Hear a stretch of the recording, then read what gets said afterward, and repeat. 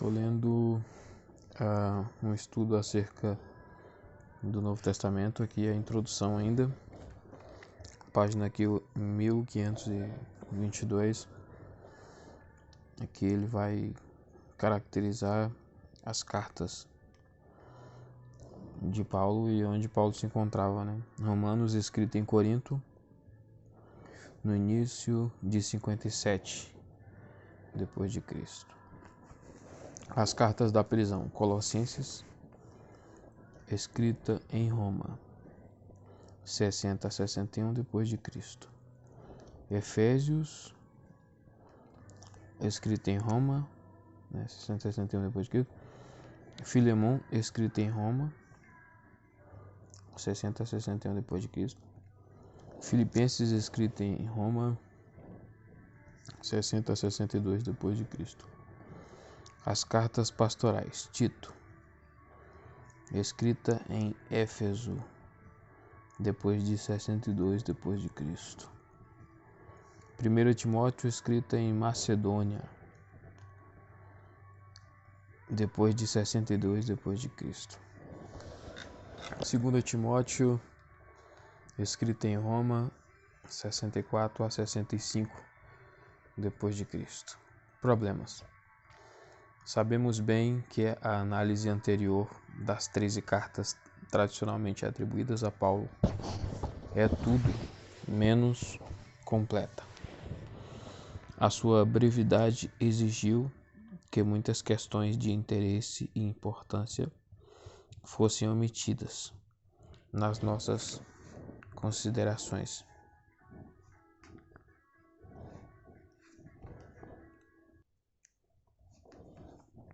Alguns problemas, no entanto, foram intencionalmente ignorados para que pudessem ser considerados separadamente agora. Gálatas. Duas questões que têm atraído a atenção dos estudiosos com respeito a essa carta são a identidade dos seus destinatários e a época em que foi escrita. Os dois problemas estão intimamente ligados. Os eruditos antigos acreditavam que Paulo tinha escrito a igrejas da Galácia do Norte e que essa região é mencionada em Atos 16:6 e 18:23.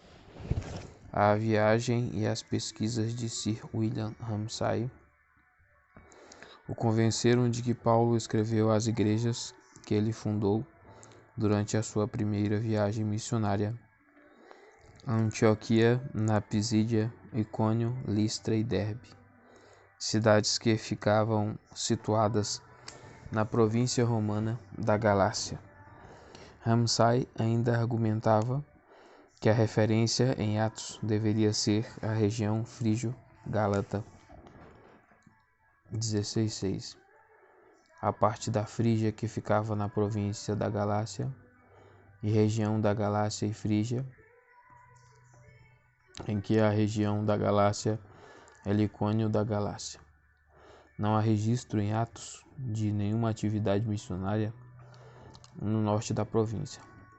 A questão é amplamente discutida em Guthrie, enquanto o relato obtido é apresentado também por R. Acoli.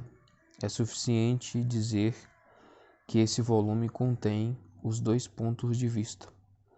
O autor do comentário de Atos, aceitando a teoria do norte, enquanto o comentário de Gálatas considera correta a teoria do sul.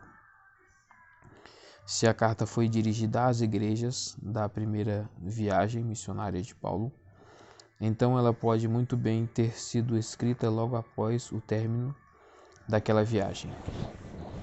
Pode ter sido produzida num tempo entre o retorno dos viajantes a Antioquia, na Síria, e o Concílio de Jerusalém, isto é, no intervalo entre Atos 14:28 e 15:1. Há razões para crer que isso pode ter ocorrido. Cole diz: se aceitarmos a teoria do sul em relação aos destinatários, então poderíamos datar a epístola muito cedo.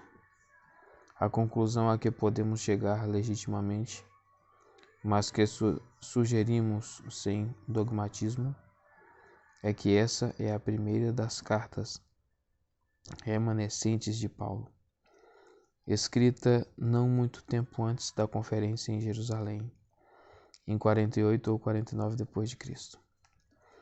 Segunda aos Coríntios. Essa carta foi escrita na forma em que a encontramos na nossa Bíblia, ou é uma composição constituída, na verdade, de 3 cartas ou fragmentos de cartas.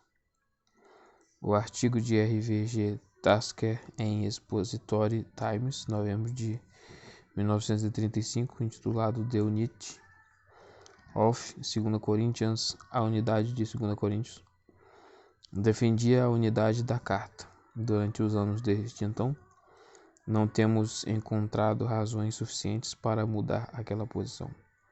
Tasker desenvolveu esse tema na instrução do seu comentário dessa carta. Alan Menzies, no seu excelente comentário dessa carta, também defende a sua integridade e, numa discussão profunda da questão, diz: se aceitarmos a carta como está, ela é inteligível. Um forte apoiador da unidade da carta é o estudioso dinamarquês Johannes Munk, que diz francamente, com referência à teoria da fragmentação, que essa pressuposição não é convincente. Munk tem um capítulo longo e bem fundamentado a respeito deste assunto. Capítulo 6, a que leitores interessados podem recorrer. A questão também é tratada na introdução do comentário deste volume, de forma que podemos deixar de lado aqui a discussão mais detalhada do assunto. Não estamos afirmando que fizemos justiça aos dois lados da argumentação, mas nós mesmos aceitamos a unidade da carta, crendo que ela faz sentido assim como se nos apresenta. Vê um estudo mais detalhado de Guthrie Lopsit. Toda a questão da correspondência com os coríntios é fascinante e complexa. Houve uma série de cartas escritas entre Paulo e a igreja em Corinto, e as 2 cartas preservadas no Novo Testamento são somente parte de tudo que foi escrito. Deve-se dizer, no entanto, que temos certeza de que o material preservado é tudo que era essencial para a igreja cristã, e que as cartas perdidas caíram no esquecimento, porque não continham nada que já não estivesse nas outras cartas apostólicas. Nada, portanto, que acrescentasse alguma coisa ao conteúdo da fé cristã. Uma carta precedeu 1 Coríntios 5:9, então depois de uma carta e possivelmente uma delegação de Corinto ter sido recebida por Paulo, confira 7:1, veio 1 Coríntios. Paulo parece ter feito uma visita a Corinto algum tempo depois de 1 Coríntios ter sido escrita, 2 Coríntios 1:23. Também 12:14, 13:1. Essa visita foi de natureza dolorosa e foi seguida mais tarde de uma carta severa, 2 Coríntios 2:4. Quando Tito veio a ele com notícias encorajadoras de Corinto, Paulo escreveu 2 Coríntios. Esse breve resumo é uma simplificação exagerada da situação na época. Não era de forma alguma simples, mas pode ser considerado um breve esboço, por mais inadequado que seja, dos eventos associados com as nossas 2 cartas aos Coríntios. As cartas pastorais. As cartas pastorais. A introdução do comentário inclui uma análise de alguns aspectos do problema da autoria dessas cartas. Não queremos, portanto, nos estender nisso aqui, a não ser tratar de algumas questões. Em primeiro lugar, descartamos qualquer teoria que sugira que algum autor tenha usado o nome de Paulo falsamente, até mesmo para difundir os ensinos do apóstolo mais amplamente. Há referência a uma visita esperada que Paulo queria fazer a Timóteo em Éfeso, 1 Timóteo 3:14 e 4:13. E 2 Timóteo inclui um pedido para que Timóteo vá ao encontro de Paulo em Roma. Que valor teriam tais referências se as cartas tivessem sido escritas muitos anos após a morte de Paulo? Concordamos com o discernimento de C.F.D. Mowley quando diz: alguns podem dizer que isso é um artifício óbvio para conferir verossimilhança, e sei que juízos desse tipo são difíceis de ser avaliados objetivamente. Só posso dizer que, para mim, isso parece uma peça de ironia gratuita e de mau gosto. Na sua Mensa Memorial Lecture, citada aqui, o professor Mowley propôs uma teoria com vistas à solução do problema das cartas pastorais. Essa preleção, feita em Manchester em novembro de 1964, sugeriu que essas cartas foram escritas, na verdade, durante a vida de Paulo e com a sua autorização expressa. A minha sugestão é, então, que Lucas escreveu as 3 epístolas pastorais, mas ele as escreveu durante a vida de Paulo, sob o comando de Paulo, e em parte, mas somente em parte, sob o ditado de Paulo. Ele aceita o ponto de vista de que Paulo foi liberto ao final dos seus 2 anos em Roma. Após alguns comentários acerca da situação geral, assim imaginada, ele acrescenta: isso significa uma reafirmação profunda da antiga teoria da viagem a Creta e talvez a Espanha e tudo mais envolvido nela. Mas por que não? As objeções são de bom tom, mas não são irrefutáveis, penso eu.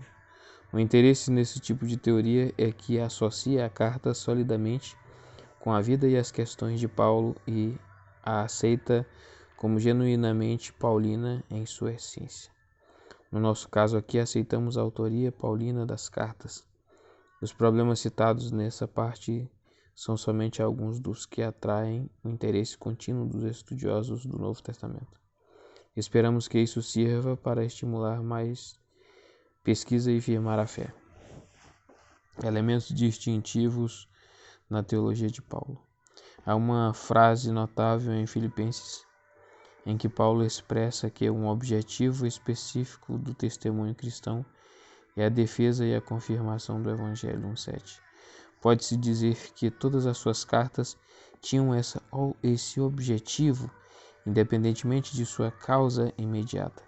As verdades que o apóstolo proclamava estavam bem arraigadas no seu coração, e o seu desejo constante era promover a sua aceitação entre os homens. Ao analisarmos as suas cartas, alguns elementos da verdade se destacam como proeminentes no seu pensamento. Paulo era um homem de relacionamentos e de muitas ocupações, capaz de captar, analisar e compreender diversas situações. Ele observava as necessidades do ser humano em relação à humanidade como um todo e em relação a Deus. Ele cria que o Evangelho provia a solução para os problemas do mundo da época. Havia um abismo entre Deus e o homem, mas a sua mensagem de justificação satisfazia essa necessidade. Ele via em toda a sua volta a evidência de que não havia paz entre homem e homem, mas a sua doutrina de corpo de Cristo preenchia essa lacuna. Em todos os aspectos, o ensino de Paulo estava relacionado à vida. A vida como era então, mas o seu ensino é apresentado de forma tão sábia que ele se conecta imediatamente com a vida em qualquer geração.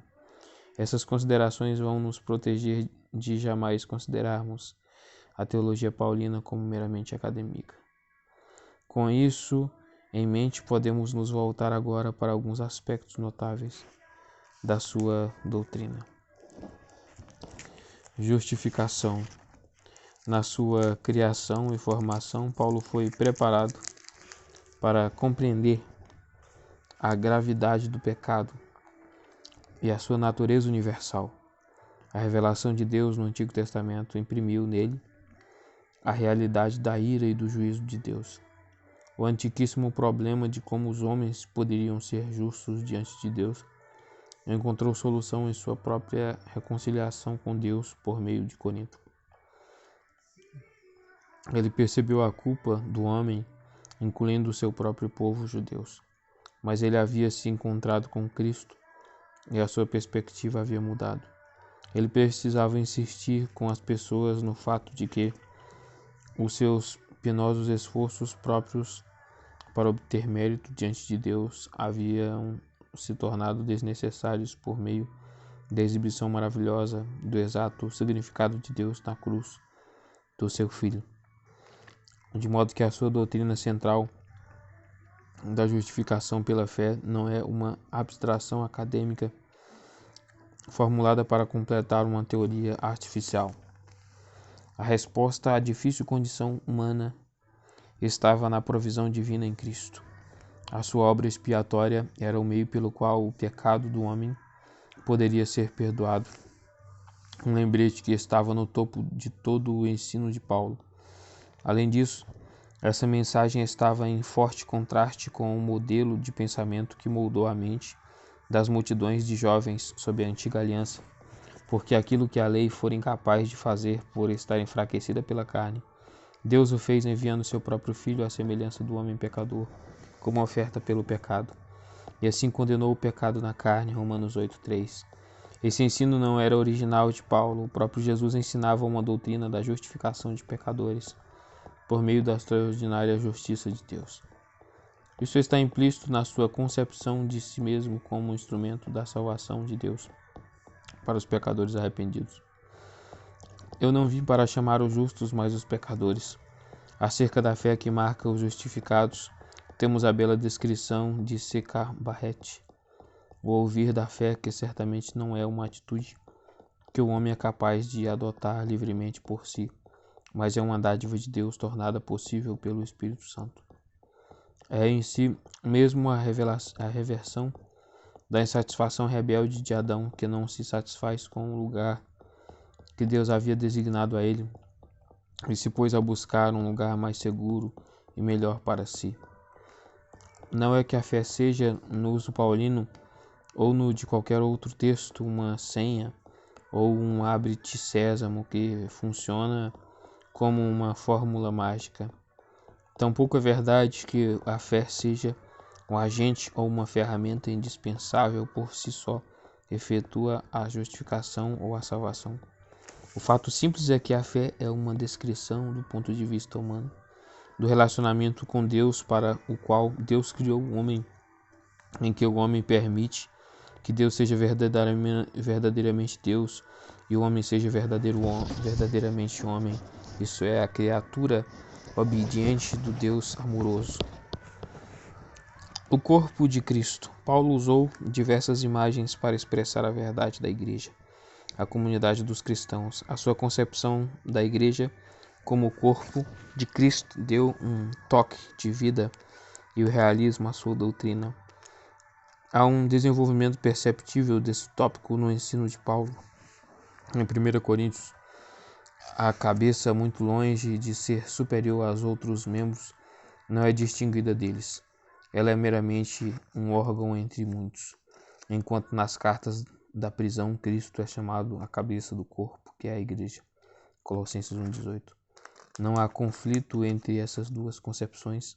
A diferença está na linguagem e a mensagem essencial expressa na metáfora do corpo de Cristo é transmitida em ambos os casos.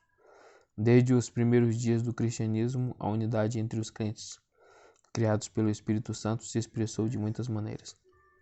Os primeiros capítulos de Atos destacam isso como uma alegre realidade na igreja em Jerusalém, Atos 2:44, etc.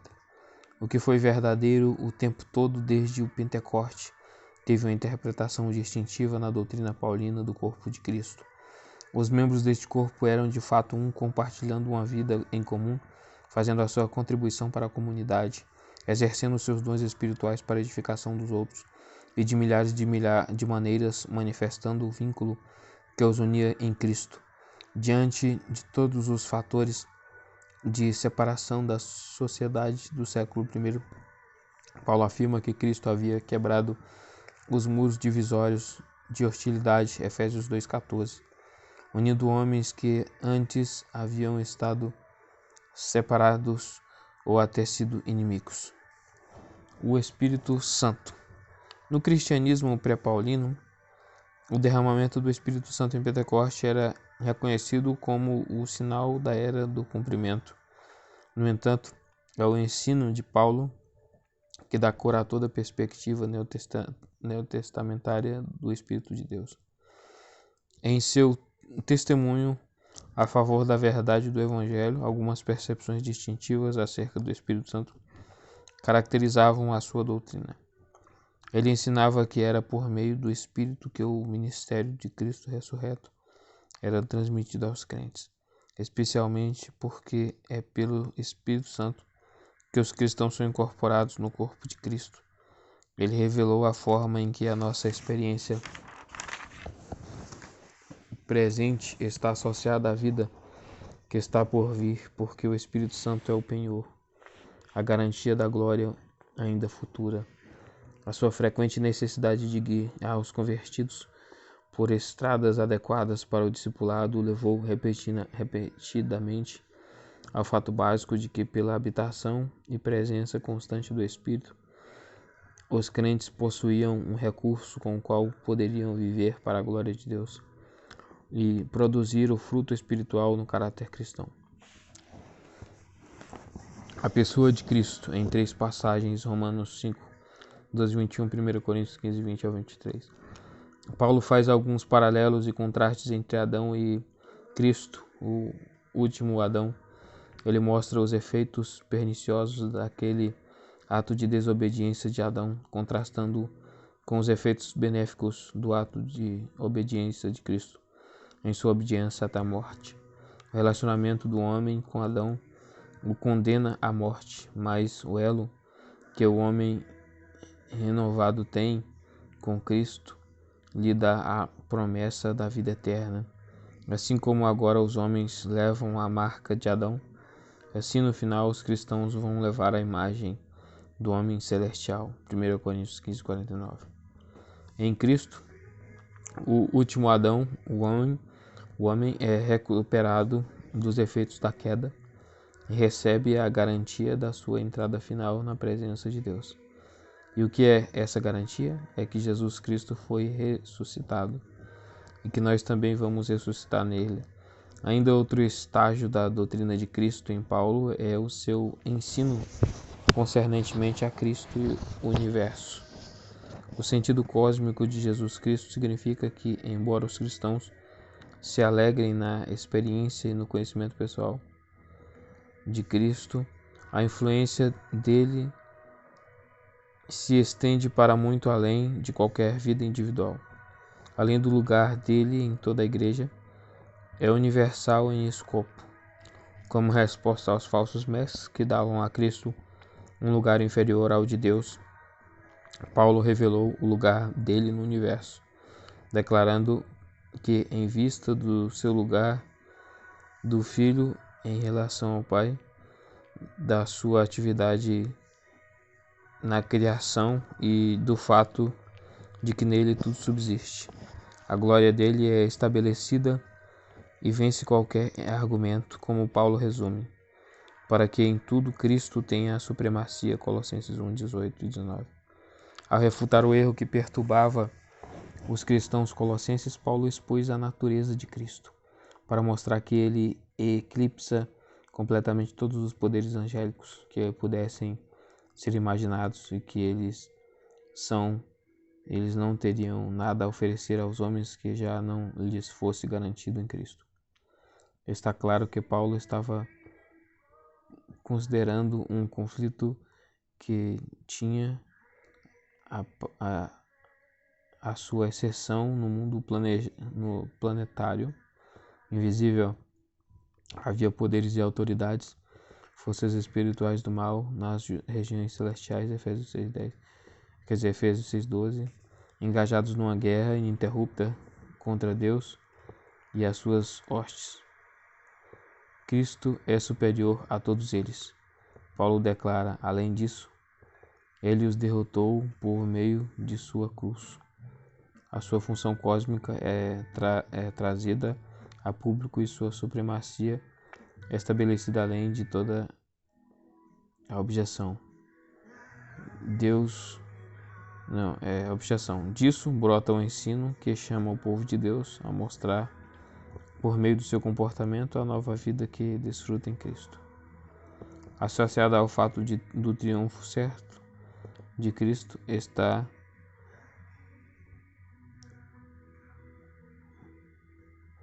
a promessa do livramento total de toda a criação, para ser reconciliada com Deus por meio da cruz, e a sua libertação do antiquíssimo gemido de dores de parto. A ordem do mundo existente vai dar lugar a uma nova ordem, na qual estarão eliminadas as marcas do pecado. O juízo final, o dia da ira de Deus, quando se revelará o seu justo julgamento, ainda está no futuro. O ato final do grande drama do mundo ainda deve acontecer, e ainda há inimigos a serem subjugados. O apóstolo declara que no desfecho final das coisas o mal será julgado e a glória de Cristo será manifestada. O Cristo vai tomar parte com seu Senhor nos grandes eventos do final dos tempos. Quando Cristo, que é a sua vida, for manifestado, então vocês também serão manifestados com ele em glória. Colossenses 3:4. A esperança da ressurreição para o crente em Cristo não é uma coisa vaga e incerta, mas que já lhe foi garantida com base no fato da ressurreição de Cristo dos mortos. O auge para todos os que pertencem a Cristo é o cumprimento do propósito de Deus, a concretização do seu destino, pois eles foram predestinados para serem conformes à imagem do seu Filho. Romanos 8:29. Atingir a semelhança perfeita de Cristo é a esperança gloriosa de todo aquele que crê nele. Algumas observações gerais. Mencionamos algumas das ideias distintas que caracterizam o ministério de Paulo e o fato de que em alguns domínios de pensamento um desenvolvimento é observável. Vimos também como a doutrina e a experiência estão tão interrelacionadas que Paulo nunca é como uma pessoa que desenvolve ideias que não têm relação alguma com as questões do dia a dia. O seu pensamento equilibrado está em evidência em todos os lugares. Há muitos anos, uma contribuição muito importante para o estudo do apóstolo Paulo foi escrita por C.A. Anderson Scott, Christianity According to St. Paulo. O cristianismo segundo o São Paulo. Nesse livro, ele afirma o seguinte: a concepção de São Paulo do cristianismo pode ser mais bem estudada sob o aspecto da salvação. O termo salvação foi considerado o termo mais abrangente daquilo que o apóstolo encontrou em Cristo. Encontramos a salvação ou o livramento em uma ou outra forma na maioria das religiões, mas como é atingida ou experimentada com frequência é uma coisa incerta, perdida em doutrinas obscuras. O cristianismo, por outro lado, veio a público com a sua oferta de perdão em Cristo. O cristianismo, por outro lado, veio a público com a sua oferta de perdão em Cristo.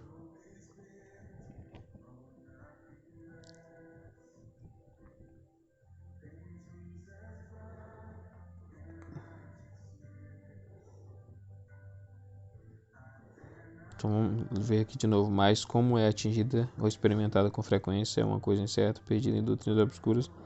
O cristianismo, por outro lado, veio a público com a sua oferta de perdão em Cristo.